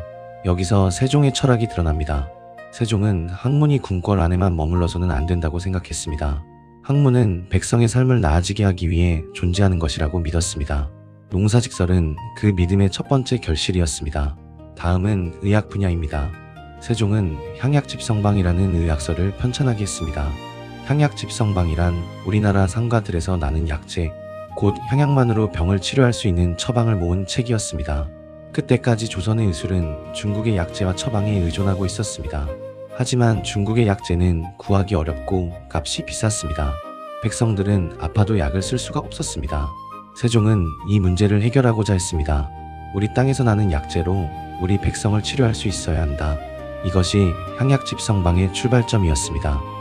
향약집성방에는 조선 사냐에서 채집할 수 있는 약재 목록부터 각 약재를 어떤 계절에 거두어야 하는지, 어떤 증상에 어떤 처방을 써야 하는지가 상세하게 적혀 있었습니다. 이것으로 시골 마을의 의원도 중국 약재 없이 우리 상가들의 약초만으로 백성의 병을 치료할 수 있게 되었습니다. 뒤이어 의방유치가 편찬되었습니다. 이것은 중국과 조선의 의학 지식을 총망라한 대형의학 백과사전이었습니다. 무려 365권에 달하는 방대한 분량이었습니다. 조선에서 쓸 수 있는 모든 처방, 모든 약재, 모든 치료법을 한 곳에 모아 정리한 것이었습니다. 이것은 15세기 세계에서 가장 방대한 의학 백과사전 중 하나였습니다. 농사직설이 백성의 밥그릇을 책임지는 책이었다면 향약집성방과 의방유치는 백성의 목숨을 책임지는 책이었습니다. 세종에게 학문이란 백성을 살리는 도구였습니다. 다음은 윤리와 교육 분야입니다. 삼강인실도가 편찬되었습니다. 삼강인실도란 충신, 효자, 연려의 이야기를 모아 그림과 함께 엮은 교육서였습니다. 글을 모르는 백성도 그림을 보면 이해할 수 있도록 쉬운 그림을 곁들인 것이 특징이었습니다. 이것은 유교적 가치를 백성에게 전파하기 위한 책이었지만 동시에 그림을 통한 대중교육이라는 점에서 조선 초기의 시각 교육 자료이기도 했습니다. 세종은 글을 모르는 백성도 이해할 수 있어야 한다는 것을 항상 염두에 두고 있었습니다. 훈민정음도 그랬고 앙부일고의 동물 그림도 그랬고 삼강인실도의 그림도 같은 철학에서 나온 것이었습니다. 다음은 지리 분야입니다. 팔도지리지가 편찬되었습니다. 이것은 조선 팔도에 소속된 328개의 군현에 인구, 군사, 세금, 특산물, 교통, 산천 등을 체계적으로 정리한 지리서였습니다. 왕이 나라를 다스리려면 나라의 실상을 알아야 합니다. 어디에 몇 명이 살고 어디에서 무엇이 나고 어디에 도로가 좋고 어디에 성곽이 부실한지 팔도지리지는 조선 전체를 한눈에 파악할 수 있게 해준 국가 통치의 기본 자료였습니다. 다음은 역사 분야입니다. 세종은 고려의 역사를 정리하는 작업도 추진했습니다. 정인지, 김종서, 신숙주, 박백년 등이 참여하여 고려사와 고려사저료의 편찬에 착수했습니다. 이것은 전 왕조의 역사를 공식적으로 정리함으로써 조선이 고려를 정당하게 계승했음을 선언하는 작업이기도 했습니다. 또한 용비어천가가 편찬되었습니다. 용비어천가는 조선 건국의 정당성을 노래한 서사시로 조선 태조 이성계의 조상들부터 건국까지의 역사를 한글과 한문으로 함께 적은 책이었습니다. 이것은 한글로 쓴 최초의 책이라는 점에서도 역사적으로 큰 의미가 있습니다. 다음은 음악 분야입니다. 세종은 음악에도 깊은 관심을 가지고 있었습니다. 유교적 국가 의례에는 반드시 그에 맞는 음악이 따라야 했습니다. 하지만 조선의 궁중음악은 아직 제대로 정비되지 않고 있었습니다. 세종은 박연이라는 음악가와 함께 아악을 정비하는 작업에 착수했습니다. 아악이란 유교 의례에서 연주하는 공식 음악을 뜻합니다. 세종은 박연에게 명하여 중국의 고전을 참고하되 조선에 맞는 아악을 새로 만들게 했습니다. 편경과 편종 같은 악기도 국내에서 직접 제작하여 더 이상 중국에서 수입하지 않아도 되도록 했습니다. 그뿐이 아닙니다. 세종은 음악을 기록하는 방법도 새로 만들었습니다. 정간보, 정간보란 음의 높낮이와 길이를 네모칸 안에 표시하는 악보였습니다. 이것은 동양 최초의 유량 악보, 곧 음의 길이를 정확히 기록할 수 있는 악보였습니다. 세종 이전에는 음악을 정확히 기록할 방법이 없었기 때문에 스승이 제자에게 직접 가르쳐야만 전해질 수 있었습니다. 정간보가 만들어짐으로써 음악을 기록하고 전달하고 보존할 수 있게 된 것이었습니다. 더 놀라운 것은 세종이 직접 음악을 작곡했다는 것입니다. 정대엽, 보태평, 복례 등의 대곡을 세종이 친히 작곡했다고 실록은 기록하고 있습니다. 오늘날 국립국악원에서 연주되는 여밀락이라는 곡은 세종이 작곡한 복례위의 7곡 중 하나입니다. 왕이 직접 곡을 지은 것입니다. 이런 왕은 조선 500년 역사에서 세종 한 사람뿐이었습니다. 세종시대에는 조세제도에도 큰 변화가 있었습니다. 세종은 전분6등법과 연분9등법이라는 새로운 세금 제도를 만들었습니다. 전분6등법이란 토지를 비옥함에 따라 6등급으로 나누는 것이었습니다. 연분9등법이란 그의 수확량에 따라 9등급으로 나누는 것이었습니다. 좋은 땅에서 풍년이 들었으면 세금을 더 내고 척박한 땅에서 흉년이 들었으면 세금을 덜 내는 것이었습니다. 이것은 단순한 세금 제도가 아니었습니다. 그 전까지는 땅의 질이나 그의 수확량에 관계없이 일률적으로 세금을 매기는 경우가 많았습니다. 그러면 같은 세금을 내더라도 좋은 땅의 농부는 여유가 있고 나쁜 땅의 농부는 굶주리게 됩니다. 세종은 이 불공정을 바로잡으려 한 것이었습니다. 이 제도를 만들기 위해 세종은 무려 17만 명의 백성에게 의견을 물었다고 실록은 기록하고 있습니다. 왕이 세금 제도를 바꾸면서 백성에게 찬반 의견을 묻는다는 것은 조선 역사에서 전무후무한 일이었습니다. 이 모든 것을 정리해보면 놀라운 사실이 드러납니다. 훈민정음으로 백성에게 글자를 주었고, 농사직설로 농사짓는 법을 정리했고, 향약집성방으로 물이 약으로 병을 고치게 했고, 삼강인실도로 윤리를 가르쳤고, 자경로와 앙부일구로 시간을 알렸고, 치구기로 날씨를 측정했고, 사군육진으로 국경을 확정했고, 아학을 정비하여 의례를 완성했습니다. 글자, 농업, 의학, 윤리, 과학, 국방, 음악, 세종 한 사람의 재위 기간에 이 모든 것이 이루어진 것입니다. 이것이 가능했던 이유는 무엇일까요? 세종이 뛰어난 왕이었기 때문입니다. 하지만 세종 혼자서 이 모든 것을 한 것은 아닙니다. 세종에게는 집현전이 있었습니다. 집현전이라는 학문의 전당에서 조선 최고의 두뇌들이 밤낮으로 연구하고 세종의 구상을 현실로 만들어냈기 때문입니다. 세종은 사람을 키우는 데 돈을 아끼지 않았습니다. 사가독서제로 휴가를 주고 서적을 사주고 연구비를 지원하고 잡무를 면제하여 오직 학문에만 집중하게 했습니다. 이것은 당장 눈에 보이는 성과를 내는 일이 아니었습니다. 학자를 키우는 것은 나무를 심는 것과 같습니다. 오늘 심은 나무가 내일 열매를 맺지는 않습니다. 하지만 세종은 기다릴 줄 아는 왕이었습니다. 집현전의 젊은 학사들이 사가독서를 통해 실력을 키우고 그 실력으로 농사직서를 만들고 향약집성방을 편찬하고 훈민정음 해례본을 완성하는 데까지 20년이 넘는 세월이 걸렸습니다. 세종은 그 20년을 기다렸습니다. 조급해하지 않았고 성과를 채촉하지 않았습니다. 그리고 그 기다림이 조선 역사상 가장 밝은 시대를 만들어낸 것입니다. 훗날 사람들은 이 시대를 이렇게 부릅니다. 조선의 황금기, 한왕의 재위 기간에 이만큼 많은 업적이 쏟아져 나온 시대는 조선 500년 역사에서 다시 없었습니다. 집현전은 세종이 설치한 이래 37년간 존속하면서 약 70여 명의 인재를 배출했습니다. 이 70여 명이 조선의 학문과 문화와 제도와 정치를 이끌었습니다. 세종이 심은 씨앗이 조선의 뿌리가 되었고 줄기가 된 것이었습니다. 그러나 이 집현전의 운명도 세종이 떠난 뒤 크게 달라지게 됩니다. 세종이 그토록 아끼며 키운 학사들 중 어떤 이는 왕을 위해 목숨을 바치고 어떤 이는 살아남아 다른 왕을 섬기게 됩니다. 같은 산사에서 같은 밥을 먹으며 같은 책을 읽던 사람들이 전혀 다른 길을, 전혀 다른 운명을 걷게 되는 것입니다. 하지만 이 눈부신 황금기에도 어둠은 서서히 다가오고 있었습니다. 세종의 몸은 갈수록 나빠지고 있었고 세자 문종의 건강도 걱정스러운 상태였습니다. 세종이 가장 사랑한 소원왕후는 이미 세상을 떠나고 없었습니다. 그리고 세종이 그토록 아끼며 키운 집현전의 학사들 성산문, 박백년, 신숙주 이들의 운명은 세종이 떠난 뒤 전혀 다른 방향으로 갈라지게 됩니다. 그 이야기는 다음 밤에 들려드리겠습니다. 다음 밤에는 세종의 말년, 빛과 그림자가 교차하는 이야기를 들려드리겠습니다. 세종은 아팠습니다. 조선 역사상 가장 많은 것을 이룬 왕은 조선 역사상 가장 많은 병을 안고 있던 왕이기도 했습니다. 그리고 세종의 말년에는 빛만큼이나 깊은 그림자가 드리워져 있었습니다.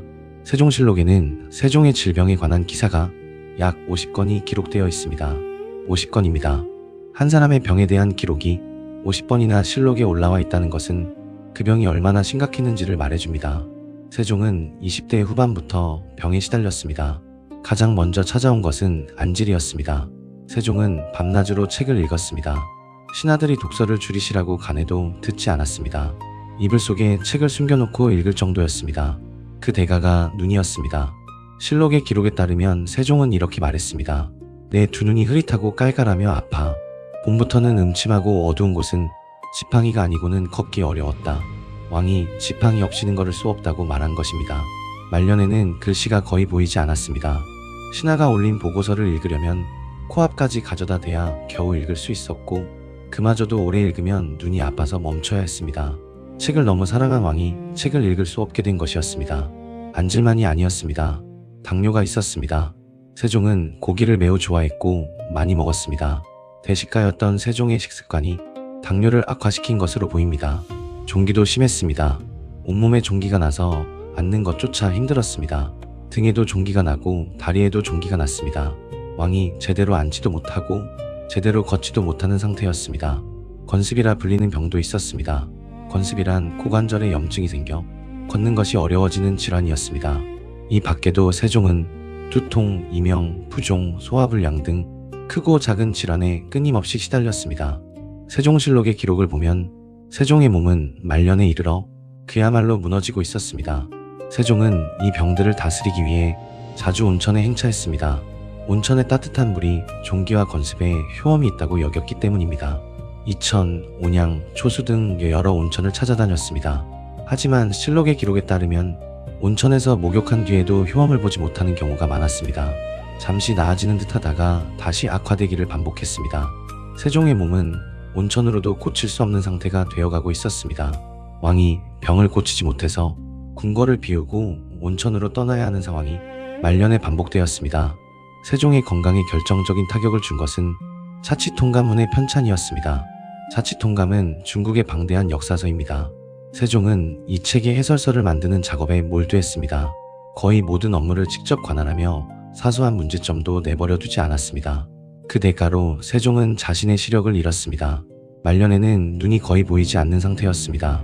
책의 편집과 자신의 눈을 맞바꾼 것이었습니다. 하지만 세종은 병든 몸으로도 일을 멈추지 않았습니다. 훈민정음 해례본의 완성을 지휘했고 국정의 큰 틀은 여전히 직접 결정했습니다. 몸은 무너지고 있었지만 머리는 마지막까지 맑았습니다. 세종의 말년을 가장 힘들게 한 것은 병만이 아니었습니다. 세종에게는 세자 문종에 대한 깊은 근심이 있었습니다. 문종은 세종의 맏아들이었습니다. 학문을 좋아하고 효성이 깊고 신하들과의 관계도 좋은 뛰어난 세자였습니다. 명나라 사신을 접대할 때에도 의젓한 모습을 보여 사신과 대신들의 감탄을 자아냈다고 합니다. 문종은 무예에도 뛰어났습니다. 활쏘기를 잘했고 군사 지식도 풍부했습니다. 화차를 개량하여 조선의 화약 무기 기술을 발전시킨 것도 문종의 업적이었습니다. 부모에 대한 효성이 지극하여 세종이 몸이 아프기라도 하면 자신의 침식을 잊고 간호에 극진한 정성을 쏟았다고 합니다. 세종이 보기에 문종은 분명히 뛰어난 세자였습니다. 이 아이가 왕이 되면 나라를 잘 다스릴 수 있을 것이다. 하지만 문종에게는 큰 상처가 있었습니다. 세자빈의 문제였습니다. 문종의 첫 번째 세자빈은 휘빈 김씨였습니다. 휘빈 김씨는 세자의 사랑을 얻기 위해 주술을 쓰다가 발각되어 폐위되었습니다. 왕실의 며느리가 주술을 썼다. 이것은 왕실의 권위에 큰 타격이었습니다. 두 번째 세자빈은 순빈봉씨였습니다. 순빈봉씨는 음주와 식탐이 심했고 궁인 소쌍이라는 여자와 동침하는 등 도저히 왕비로서 품위를 지킬 수 없는 행실을 보였습니다. 소원왕후가 여러 차례 타일렀지만 봉씨는 꽂히지 않았습니다. 결국 세종은 고심 끝에 이 역시 폐위시켰습니다. 세 번째 세자빈이 훗날 현덕왕후가 되는 권씨였습니다. 권씨는 원래 후궁이었으나 봉씨가 패출된 뒤 세자빈이 되었습니다. 세자빈을 두 번이나 폐위시켜야 했다는 것은 세종에게도 문종에게도 깊은 상처였습니다. 문종은 평생 처복이 없는 사람이었습니다. 그리고 문종의 건강이 걱정이었습니다. 문종은 체구는 컸으나 몸이 약했습니다. 세종은 자신이 병들어가면서 문종도 오래 살지 못할 것이라는 예감을 가지고 있었습니다. 문종이 일찍 죽으면 어린 세손이 왕이 됩니다. 어린 왕은 강한 신하에게 휘둘릴 수 있습니다. 세종의 가장 깊은 걱정은 바로 그것이었습니다. 이런 걱정 속에서 세종은 대리청정을 결심합니다. 1442년 세종 24년 세종은 세자 문종에게 조금씩 정무를 넘기기 시작했습니다. 처음에는 왕을 대신해 행사에 참여하는 것부터 시작했습니다. 그 다음 종묘 제사를 대신 지내게 했습니다. 세종은 첨사원이라는 기관을 새로 설치하여 세자가 이곳에서 정무를 처리하도록 했습니다. 세자가 남쪽을 향해 앉아 조회를 받게 하고 모든 관원은 뜰 아래에서 신하로 칭하도록 했습니다. 이것은 사실상 세자에게 왕의 역할을 시킨 것이었습니다. 처음에 신하들은 반대했습니다. 왕이 살아계신데 세자에게 정무를 맡기는 것은 전례가 없다. 하지만 세종은 이것을 밀어붙였습니다. 세종에게는 이유가 있었습니다. 첫째, 세종의 건강이 더 이상 정무를 감당할 수 없었습니다. 눈이 보이지 않고 온몸에 종기가 나고 걸을 수조차 없는 상태에서 매일 수십 건의 정무를 결제하는 것은 불가능했습니다. 둘째, 문종이 미리 정무를 경험해야 했습니다. 조선 건국 이래 적장자가 왕위를 이은 적은 한 번도 없었습니다. 태조의 뒤를 이은 것은 적장자가 아니라 방언이었고 태종의 뒤를 이은 것도 적장자 양령이 아니라 충령이었습니다. 세종은 자기 아들만큼은 적장자로서 정당하게 왕위를 잇게 하고 싶었습니다. 그러려면 문종이 미리 정무 경험을 쌓아 즉위 후에 흔들리지 않아야 했습니다. 문종은 이 기대에 부응했습니다. 세종을 대신하여 정무를 처리하면서도 한 번도 실수를 하지 않았습니다. 신하들과의 관계도 원만했고 결정도 신중하고 정확했습니다. 세종은 문종의 대리청정 덕분에 말년에도 학문 연구에 집중할 수 있었습니다. 차치통가문의 편찬도 속보상절과 월인청강지곡도 문종이 정무를 대신해 주었기에 가능한 일이었습니다. 그런데 대리청정이 시작된 바로 그 무렵 세종의 마음을 무너뜨리는 일이 벌어졌습니다. 세종에게는 18명의 아들과 4명의 딸이 있었습니다. 그 중에서 세종이 특히 사랑하는 아들이 있었습니다. 5째 아들 광평대군과 7째의 아들 평원대군이었습니다. 1444년 세종 26년 12월 광평대군이 갑자기 세상을 떠났습니다. 아버지보다 먼저 간 것이었습니다. 광평대군은 세종의 5째 아들로 총명하고 성격이 온순하여 세종이 특히 아끼던 아들이었습니다. 세종은 참으로 크게 슬퍼했습니다. 그런데 채 한 달이 지나지 않은 1445년 1월 평원대군마저 세상을 떠났습니다. 평원대군은 7째의 아들이었습니다. 역시 세종이 사랑한 아들이었습니다. 한 달 사이에 아들 둘을 잃은 것이었습니다. 부모가 자식을 먼저 보내는 슬픔은 이 세상 어떤 슬픔보다 크다고 합니다. 세종은 왕이었지만 그 슬픔 앞에서는 한 사람의 아버지일 뿐이었습니다. 세종은 그 슬픔을 한 달 사이에 2번 겪었습니다. 이 슬픔 속에서도 세종은 나라의 미래를 놓지 않았습니다. 1445년 세종 27년 세종은 세자 문종에게 정식으로 대리청정을 시작하게 했습니다. 오품 이하 관리의 임명권을 세자에게 넘겼고 이듬해에는 정산품 이하 관리의 임명권도 넘겼습니다. 세종은 서서히 왕의 권한을 세자에게 이양하고 있었습니다. 아들을 잃은 슬픔 속에서도 나라의 미래를 준비하는 것을 멈추지 않은 것이었습니다. 그리고 그 이듬해 1446년 세종 28년 4월 왕비 소원왕후가 세상을 떠났습니다. 소원왕후 심씨는 세종이 충녕대군이던 시절부터 함께한 아내였습니다. 세종이 왕이 되기 전부터 곁에 있었던 사람이었습니다. 둘이 혼인한 것은 세종이 12살 때였습니다. 그때부터 30여 년을 함께 살아온 반려였습니다. 18명의 아들과 4명의 딸을 함께 낳고 함께 키운 사람이었습니다. 세종이 양녕대군 대신 세자가 되었을 때 불안하고 두려웠을 세종의 곁에 있었던 사람이었습니다. 세종이 왕이 되어 밤낮으로 일할 때 궁궐의 안살림을 맡아 묵묵히 뒷바라지한 사람이었습니다. 세종이 밤늦도록 책을 읽다가 눈이 나빠졌을 때 걱정하며 약을 챙겼을 사람이었습니다. 세종이 아들 둘을 잃고 슬퍼할 때 같이 슬퍼하고 같이 눈물을 흘린 사람이었습니다. 그 사람이 떠났습니다. 아들 둘을 잃은 지 1년 만에 아내마저 잃은 것이었습니다. 세종은 무너졌습니다. 세종은 위대한 왕이었지만 동시에 한 사람의 남편이었고 한 사람의 아버지였습니다. 나라를 다스리는 일에서는 누구보다 냉철하고 치밀했던 왕이 가족을 잃는 일 앞에서는 한없이 무너지는 인간이었습니다. 이때부터 세종은 달라졌습니다. 조선은 유교의 나라였습니다. 건국 초부터 불교를 억제하고 유교적 질서를 세우는 것이 국가의 기본 방침이었습니다. 태종은 특히 불교를 강하게 탄압했고 세종도 재위 전반기에는 이 기조를 유지하고 있었습니다. 하지만 아들 둘과 아내를 잃은 뒤 세종은 불교에 마음을 기울이기 시작했습니다. 유교에는 죽은 자를 위로하는 방법이 제사밖에 없었습니다. 제사는 살아있는 사람이 죽은 사람을 기리는 것이었습니다.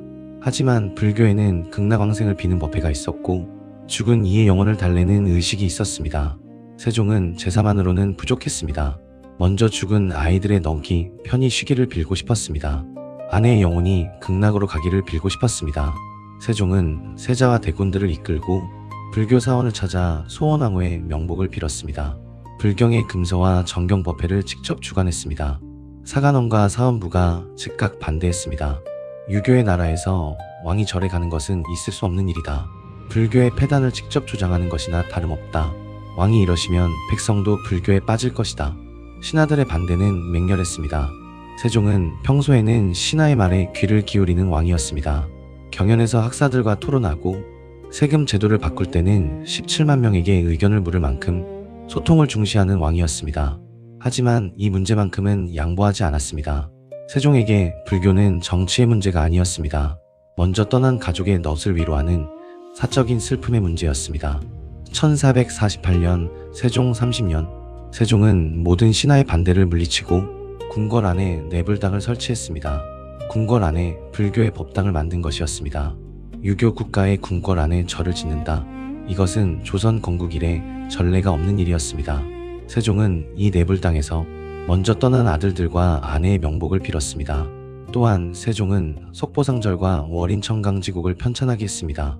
속보상절은 석가모니의 일대기를 한글로 적은 책이었습니다. 세종은 아들에게 명하여 이 책을 짓게 했습니다. 그리고 세종은 속보상절을 읽고 직접 찬불가를 지었습니다. 이것이 월인청강지국입니다. 달이 1000개의 강이 비치듯 부처의 공덕이 세상 만물에 두루 미친다는 뜻을 담은 노래였습니다. 왕이 직접 부처를 찬양하는 노래를 짓는다. 유교 국가에서는 상상할 수 없는 일이었습니다. 하지만 세종에게 이것은 정치가 아니었습니다. 먼저 떠난 가족을 부처의 힘으로 위로하려는 한 사람의 아버지이자 남편의 마지막 기도였습니다. 유교적으로 보면 이것은 옳지 않은 일이었을 수 있습니다. 하지만 인간적으로 보면 자식과 아내를 잃은 한 아버지 한 남편의 마지막 몸부림이었습니다. 한편 세종에게는 또 다른 걱정이 있었습니다. 세종은 문종에게 나라를 맡기면서도 마음 한구석에서는 늘 불안했습니다. 내 아들이 오래 살지 못할 것이다. 그러면 어린 세손이 왕위에 오르게 된다. 그 불안은 세종이 살아있는 한 사라지지 않았습니다. 1450년 세종 32년 2월 초 세종의 병이 급격히 악화되었습니다. 더 이상 궁궐에서 버틸 수 없는 상태였습니다. 세종은 궁궐에서 나와 막내 아들 영흥대군의 집으로 옮겼습니다. 왕이 궁을 떠났다는 것은 이미 회복이 어렵다는 것을 의미했습니다. 궁궐은 왕의 집이자 나라의 중심입니다. 왕이 궁을 떠나 신하나 왕자의 집으로 옮긴다는 것은 왕으로서의 마지막을 준비한다는 뜻이었습니다.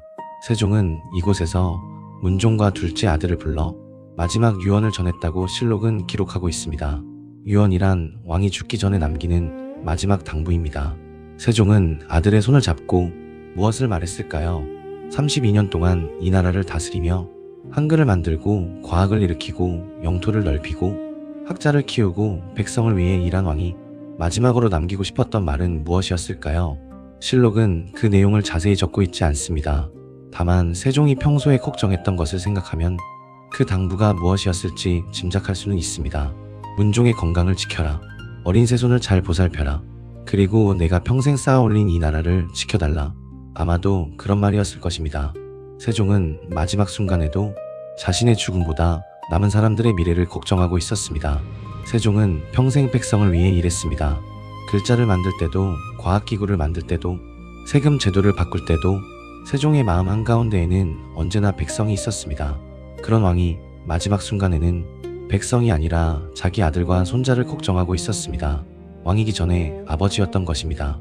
세종이 평생 짊어진 무게는 나라의 무게와 가족의 무게, 그 두 가지를 동시에 짊어진 무게였습니다.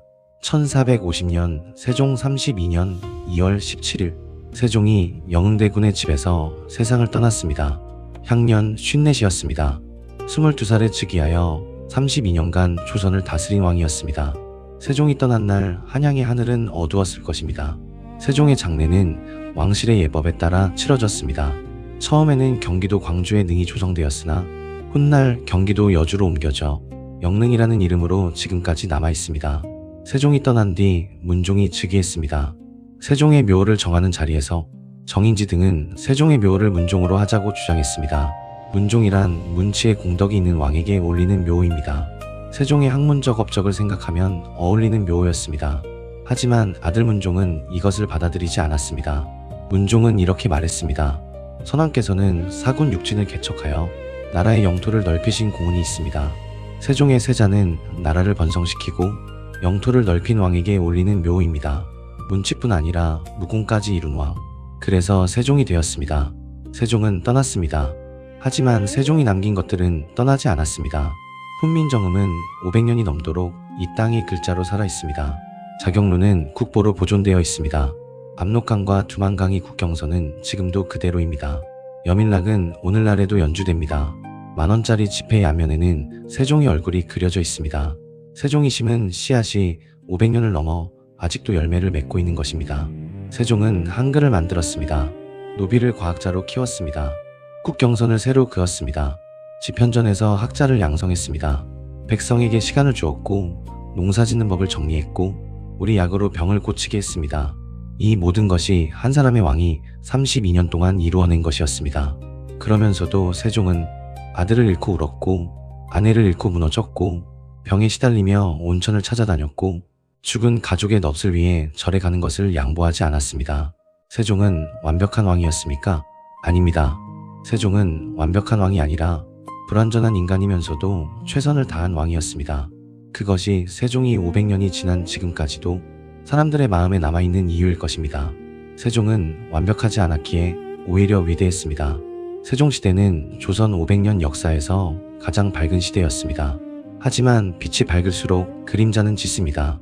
세종이 가장 걱정했던 일은 세종이 떠난 지 얼마 지나지 않아 현실이 되었습니다.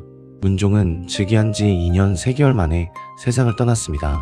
세종의 예감대로였습니다. 아버지 세종의 3년상과 어머니 소원왕후의 3년상을 연속으로 치르면서 문종의 건강은 급격히 악화되었습니다. 문종이 쓰러지자 조정은 혼란에 빠졌습니다. 세종이 키운 고명대신들이 어린 왕을 보좌하게 되었습니다. 하지만 그 고명대신들을 모두가 인정한 것은 아니었습니다. 그리고 12살의 어린 세손이 왕위에 올랐습니다. 그 어린 왕의 이름은 단종이었습니다. 세종이 키운 지편전의 학사들은 이 어린 왕의 운명 앞에서 전혀 다른 선택을 하게 됩니다. 누군가는 왕을 지키기 위해 목숨을 걸고 누군가는 왕을 버리고 다른 편에 섭니다. 그 이야기는 다음 밤부터 시작됩니다. 다음 밤에는 세종의 뒤를 이은 문종, 가장 짧았던 성군의 이야기를 들려드리겠습니다. 오늘 밤 정기수야와는 여기까지입니다. 구독과 좋아요는 정기수에게 큰 힘이 됩니다. 알림을 켜두는 것도 잊지 마십시오. 안녕히 주무십시오.